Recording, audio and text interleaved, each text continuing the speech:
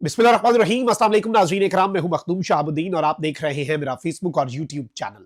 उम्मीद करता हूं आप सब लोग बखैर वाफियत होंगे और जहां भी होंगे अपने अहले खाना समेत खुश भी होंगे और महफूज भी। इय्याक नअबुदु व इय्याक नस्तईन। ऐ अल्लाह, हम तेरी इबादत करते हैं और तुझसे ही मदद मांगते हैं। नाज़रीन इकराम, आज 30 मार्च 2025 इतवार का दिन है। दुनिया भर में बेशतर ममालिक में मुसलमान आज ईद मना रहे हैं। उन सबको ईद की ढेरों खुशियां मुबारक हों। पाकिस्तान में जो लोग हैं वो इस बाबरकत महीने की रहमतें जितनी समेट सकते हैं जाते जाते जरूर समेटें और पाकिस्तान को भी अपनी दुआओं में याद रखें। तीन बड़ी आम तरीन डेवलपमेंट्स हैं जिन पर हमने बात करनी है। नाज़रीन इकराम, एक जानिब तो आपको मालूम है कि इस वक्त चर्चा है, बातचीत हो रही है, अमेरिका से 5 लोग आए पाकिस्तान और उन्होंने पाकिस्तान के मिलिट्री लीडरशिप के साथ मुलाकात की।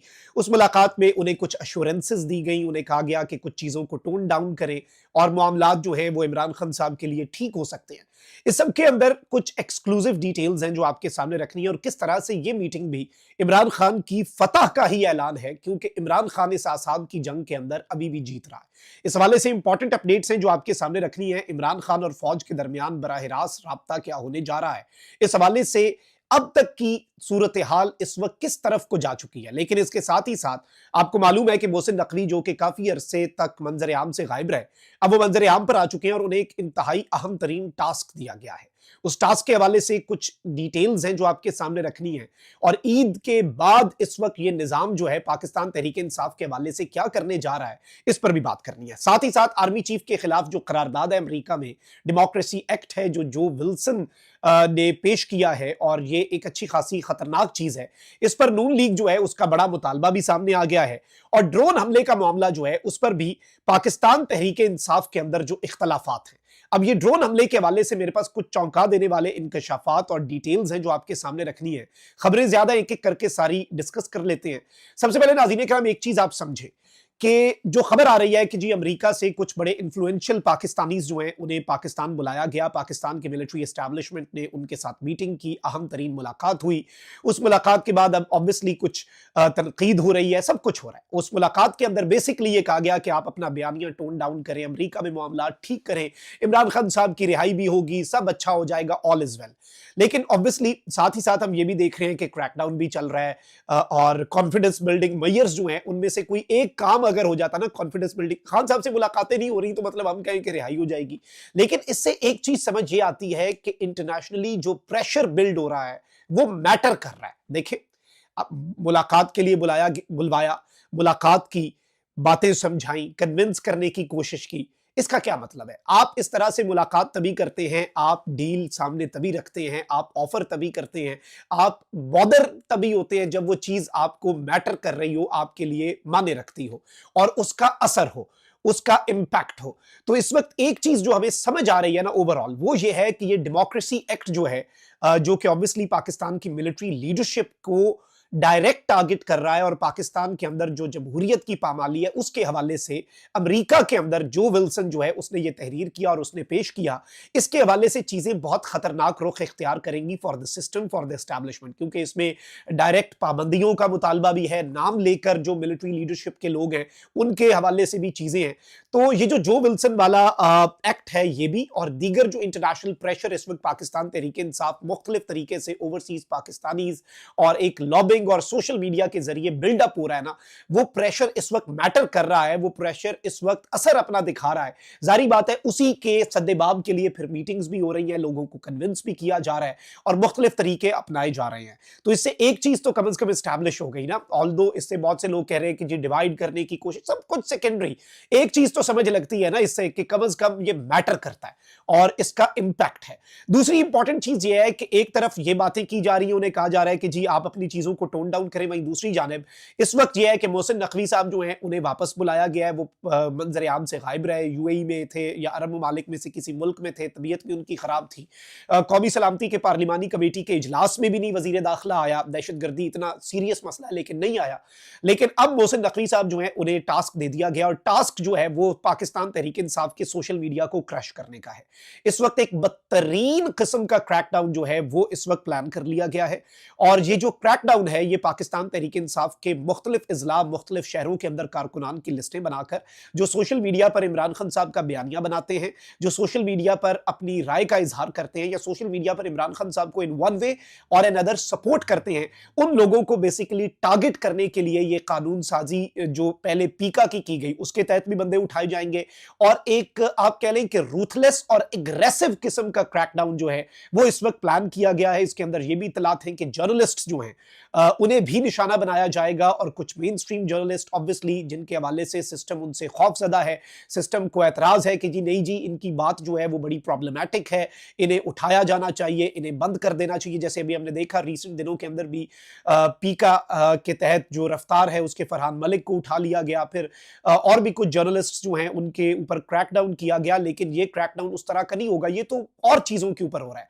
अब जो मामलात हैं वो पाकिस्तान तहरीक इंसाफ और इमरान खान साहब के बयानिए को क्रश करने के लिए ये सब कुछ किया जा रहा है और ऑब्वियसली ये एक बहुत बड़ा कंसर्न भी है, एक बहुत बड़ी ये तशवीशनाक डेवलपमेंट भी है। लेकिन मोहसिन नकवी साहब जो हैं वो इन एक्शन है और उन्हें ये टास्क दे दिया गया है। अब मैं ये समझता हूं कि एक जानिब आप अगर ओवरसीज पाकिस्तानीज को बुला रहे हैं और उन्हें कन्विंस कर रहे हैं कि जी चीजें ठीक हो जाएंगी, साइमल्टेनियसली आप क्रैकडाउन जो है वो प्लान कर रहे हैं और आपके अपने टाउट साफी जो है वो कह रहे हैं कि तबाहियां फेर देंगे, रंदा फिर जाएगा, क्रैकडाउन हो जाएगा, ये हो जाएगा, Mohsin Naqvi in action, accelerator पे पांव रख दिया मोहसिन नकवी ने, अब खैर नहीं पीटीआई की। तो इससे कम से कम आपकी नीयत का पता चल जाता है कि नीयत में फितूर भी है और चीजें कोई ठीक नहीं करना चाहते। ऑब्वियसली यही चीज हमारे सामने आ रही है और इसमें कोई दूसरी राय होनी भी नहीं चाहिए क्योंकि अपेरेंटली यही हमें लग रहा है। अब एक तरफ ये सारी की सारी चीजें, तो वहीं दूसरी जानिब जो आर्मी चीफ के हवाले से आपको मालूम है कि एक अमेरिका में कानून साजी है और पाकिस्तान की मिलिट्री लीडरशिप के हवाले से भी, तो उसके ऊपर अब राना सनाउल्लाह साहब जो हैं उन्होंने एक स्टेटमेंट दी है और बड़ी दिलचस्प स्टेटमेंट है। कहते हैं कि पीटीआई अमेरिका से आर्मी चीफ के खिलाफ कोई कानून पास कराते हैं तो इस पर आर्मी चीफ, इदारे और हुकूमत को नफरत का सामना नहीं होगा बल्कि लोग उनके साथ खड़े होंगे। जो विल्सन के एक्ट पर पूरी कौम आर्मी चीफ और हुकूमत और इदारों के साथ खड़ी होगी। अब इससे मुझे जो चीज समझ लग रही है ना वो ये है कि गालिबन ये मेंटली रेडी कर रहे हैं कौम को कि जी ये कानून साजी हो जाएगी, क्योंकि वो पहले ही कह रहे हैं, वरना तो कह देते कि भाई कानून साजी वहां से हो ही नहीं सकती, पास ही नहीं हो सकती। गालिबन जो मीटिंग है वो भी इस कानून साजी को रुकवाने के लिए है या ऑब्वियसली इसे इंपैक्ट करने के लिए, क्योंकि इंपैक्टफुल पाकिस्तानीज जो हैं उन्हें बुलाया गया। अब सवाल यहां पर बहुत से हैं कि जी कॉन्फिडेंस बिल्डिंग मेजर के तौर पर तो बहुत से लोगों को छोड़ा जा सकता था, बहुत कुछ किया जा सकता था जिससे चीजें खुद ही टोन डाउन हो जाती, मामलात जो हैं वो खुद ही ठीक हो जाते। लेकिन अब मामला जो है वो बहुत ही एक डिफरेंट डगर पे चलेगा और चीजें जो हैं वो एक ड्रामाई रुख इख्तियार ऑलरेडी आपको मालूम है कि कर चुकी हैं।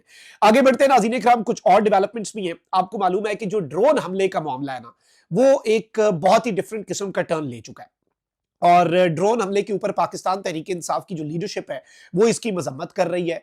बैरिस्टर सैफ साहब जो हैं, जो अनटचेबल है खैबर पख्तूनख्वा हुकूमत में और खैबर पख्तूनख्वा हुकूमत के तर्जुमान हैं, उन्होंने अगले दिन इमरान खान साहब के हवाले से भी एक स्टेटमेंट दी। बाद में उसकी तरदीद आ गई कि जी इस तरह की स्टेटमेंट नहीं है, लेकिन बैरिस्टर सैफ साहब जो हैं वो टस से मस अपनी जगह से नहीं हो सकते।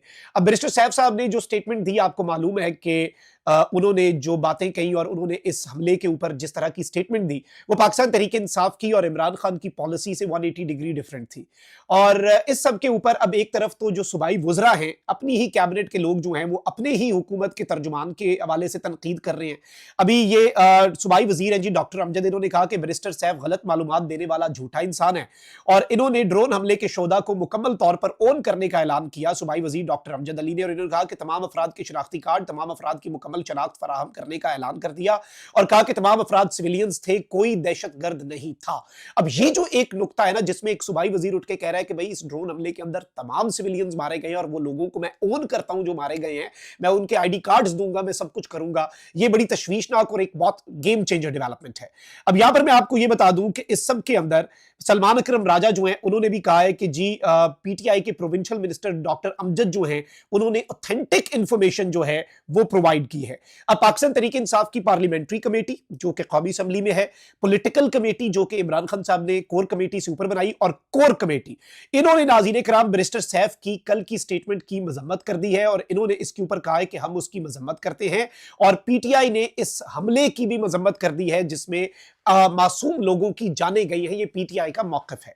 यानी कि एक जानिब खैबर पख्तूनख्वा हुकूमत है, खैबर पख्तूनख्वा हुकूमत का मौक़िफ़ है और वहीं दूसरी जानिब पाकिस्तान तहरीक-ए-इंसाफ़ का मौक़िफ़ है, जो कि डिफ़रेंट है और वो अपनी ही हुकूमत के तर्जुमान के बयान की मज़म्मत कर रहे हैं, उसे रिजेक्ट कर रहे हैं और खुलकर उसे रिजेक्ट कर रहे हैं। इससे भी आप चीज़ों का इदराक कर लें, आपको चीज़ों की समझ आ जाएगी कि इस वक़्त मामलात किस तरफ को जा रहे हैं। और खैबर पख्तूनख्वा के अंदर अली अमीन गंडापुर के पास क्या कोई इख्तियार नहीं है? एक ये ऑप्शन है, दूसरा ये है कि या फिर वो मिले हुए हैं सिस्टम के साथ और तीसरी कोई बात समझ नहीं आती। मिनिस्टर सैफ साहब जो हैं वो ये बात कर रहे हैं, निज़ाम कोई और बात कर रहा है और अब जो डॉक्टर अमजद हैं, इन्होंने जो क्लेम किया है और पीटीआई ने इनके क्लेम को बैक किया है। जनरल सेक्रेटरी इस क्लेम को बैक कर रहे हैं कि जी तमाम तर लोग इनोसेंट थे, कोई दहशतगर्द नहीं मारा गया। तो ये एक नया पिंडोरा बॉक्स खुल चुका है कि फिर इस ड्रोन हमले का मकसद क्या था और क्या ये कामयाब स्ट्राइक थी या नाकाम स्ट्राइक थी और क्या इसमें सिर्फ कोलैटरल डैमेज हुआ या हुआ ही कोलैटरल डैमेज और कोई बंदा टारगेट नहीं हुआ, क्योंकि डॉक्टर अमजद जो है वो इस सब के अंदर बहुत बड़ा क्लेम कर रहे हैं और ये क्लेम खैबर पख्तूनख्वा हुकूमत के तर्जुमान के क्लेम की नफी भी है। तो इससे ये मामला जो है ये पेचीदा भी हो चुका है और मामला फंस भी चुका है। मजीद फैक्ट्स आते हैं तो आपके सामने रखेंगे। अल्लाह निगहबान। पाकिस्तान जिंदाबाद।